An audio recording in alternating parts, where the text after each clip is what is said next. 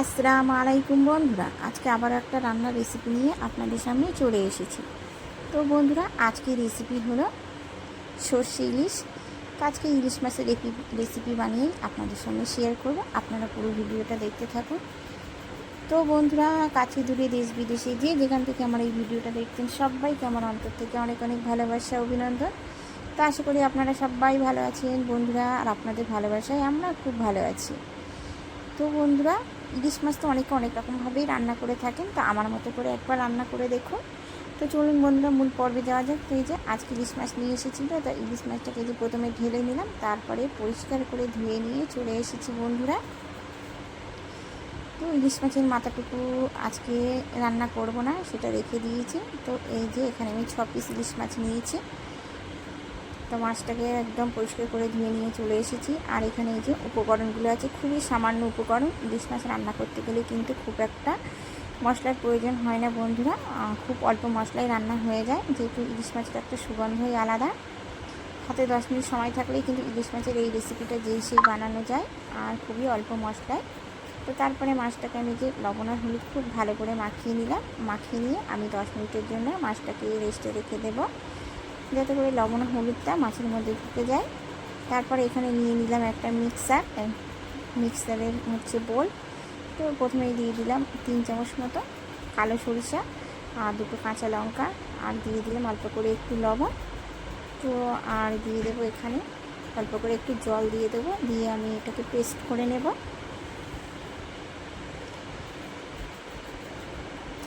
এটা তোমার খুব সুন্দর করে পেস্ট করা হয়ে গেছে বন্ধুরা।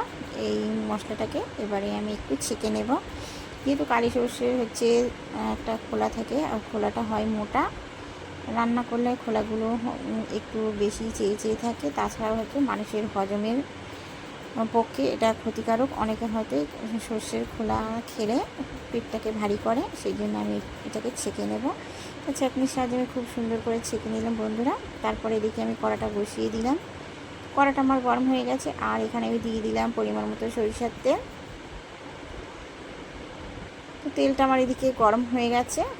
এরপরে আমি দিয়ে দেবো অল্প করে গোটা কালো জিরে, আর এখানে দিয়ে দেবো 2টো চেরা কাঁচা লঙ্কা। তো একটু ফোড়নটাকে নাড়াচাড়া করে নেব, মানে কাঁচা লঙ্কা আর কালো জিরেটাকে। তো বন্ধু, এটা একটা খুব সুন্দর সুগন্ধ বার হয় এই সময়টার, এই সুগন্ধটা সত্যিই খুব ভালো লাগে। তো তারপরে এই তেলের মধ্যে আমি দিয়ে দিলাম অল্প করে একটু হলুদ গুঁড়ো, আর কালারের জন্য দিয়ে দেবো কাশ্মীরি লঙ্কার গুঁড়ো। তো এই মশলাটাকে দেওয়ার পরে আমি 1-2 মিনিট নাড়াচাড়া করে নেব। 1-2 মিনিট নাড়াচাড়া করে নেওয়ার পরেই এখানে আমি দিয়ে দেব পরিমাণ মতো জল। দিয়েও দিলাম পরিমাণ মতো জল বন্ধুরা। তো জলটা খুব সুন্দর করে ফুটে উঠেছে, মানে ঝোলের জলটা। তো আমি এটাকে খুব ভালো করে মানে একটু ভাপিয়ে নেব জলটাকে, মানে ফুটিয়ে নেব। ফোটানোটা খুব সুন্দর করে হয়েও গেছে বন্ধুরা। তো এরপরে এখানে আমি দিয়ে দেব আমি যে লবণ আর হলুদ মাখিয়ে রেখেছিলাম মাছগুলোকে একে একে দিয়ে দেব। যে সমস্ত বন্ধুরা আমার রেসিপিটা দেখতে দেখতে এই পর্যায়ে চলে এসেছেন, লাইক করনি বা লাইক দিতে ভুলে গেছো বন্ধুরা, প্লিজ একটা করে লাইক করে দেবেন, কারণ আপনাদের একটা করে লাইক আমার অন্য একটা ভিডিও বানানোর জন্য উৎসাহিত করে বন্ধুরা। আপনাদের একটা লাইক আমার কাছে অনেক মূল্যবান। তাই বন্ধুরা, প্লিজ দেখতে দেখতে ছোট্ট একটা লাইক করে দেবেন। মাছগুলোকে একে একে দিয়ে দিলাম বন্ধুরা। তারপর এখানে আমি 2 মিনিটের জন্য ঢাকনা চাপা দিয়ে দেবো। 2 মিনিট হয়ে গেছে, তারপরে আমি ঢাকনা খুলে আবার দেখছি বন্ধুরা। মানে মাছটাকে এবারে একে একে মাছগুলোকে আমি উল্টে দেব।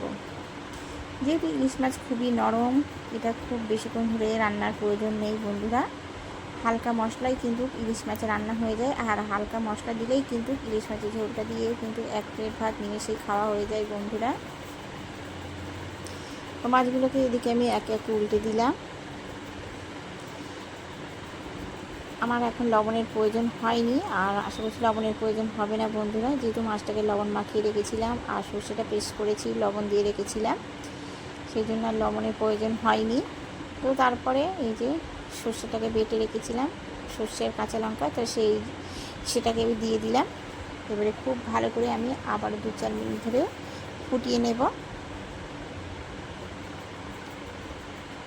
তারপরে বন্ধুরা আমি এখানে একটা টমেটো ব্যবহার করেছি সরু সরু করে, সেটা স্কিপ হয়ে গেছে, সেটা আপনাদের সঙ্গে শেয়ার করতে পারিনি। তারপরে দুটো হচ্ছে কাঁচা লঙ্কা দিয়ে দিলাম। আবারও 2 মিনিটের জন্য আমি ঢাকনা চাপা দিয়ে রান্না করব, যেহেতু কাঁচা লঙ্কারও একটা সুগন্ধ আছে, ওই জন্য আমি একটু ঢাকনা চাপা দিয়ে রান্নাটা করে নিলাম। তারপরে খুলে আবার একটু নাড়াচাড়া করে নিলাম। এরপরে উপর থেকে আমি একটু কাঁচা সরিষার তেল ছড়িয়ে দেবো বন্ধুরা। তো আমার রেসিপিটা যদি আপনাদের ভালো লেগে থাকে তাহলে অবশ্যই লাইক, কমেন্ট, শেয়ার এবং সাবস্ক্রাইব করে আমার পাশে থাকবেন বন্ধুরা। যদি ইউটিউব থেকে দেখে থাকেন তো অবশ্যই আমার চ্যানেলটিকে সাবস্ক্রাইব করে পাশে যে বেল আইকনটা আছে অবশ্যই অন করে রাখবেন বন্ধুরা, যাতে আমি ভিডিও ছাড়লে প্রথমেই নোটিফিকেশান আপনাদের কাছে চলে যায়। আর যদি ফেসবুক থেকে দেখে থাকেন অবশ্যই আমার চ্যানেলটিকে ফলো করে দেবেন। তো এরকম নিত্য নতুন রেসিপি দেখার জন্যে অবশ্যই আমার পাশে থাকবেন বন্ধুরা। দেখা হচ্ছে অন্য কোনো রেসিপির সঙ্গে, ততক্ষণ আপনারা ভালো থাকবেন, সুস্থ থাকবেন আর সাবধানে থাকবেন। আর বন্ধুরা প্লিজ বেশি বেশি করে শেয়ার করে দেবেন, অন্য বন্ধুদেরকে দেখার সুযোগ করে দেবেন। আর ভিডিওটা এতক্ষণ দেখানোর জন্য আপনাদের অসংখ্য অসংখ্য ধন্যবাদ। তারপরে এদিকে আমি একটা পাত্রে ঢেলে নিলাম, দেখুন বন্ধু দেখতে কত সুন্দর হয়েছে। তারপরে এই যে দুপুরে ভাতটাও বেড়ে নিলাম, আর দুপুরে ভাতটা বেড়ে নিয়ে একেবারে আপনাদের সামনে চলে এসেছি, সেটাও আপনাদের সঙ্গে একটু শেয়ার করলাম। আজকে রান্না করেছিলাম হচ্ছে চাল কুমড়া আলু চচ্চড়ি, মাছের ডিমের বড়া আর হচ্ছে মাছের ডিমের ভাজা। আল্লাহ।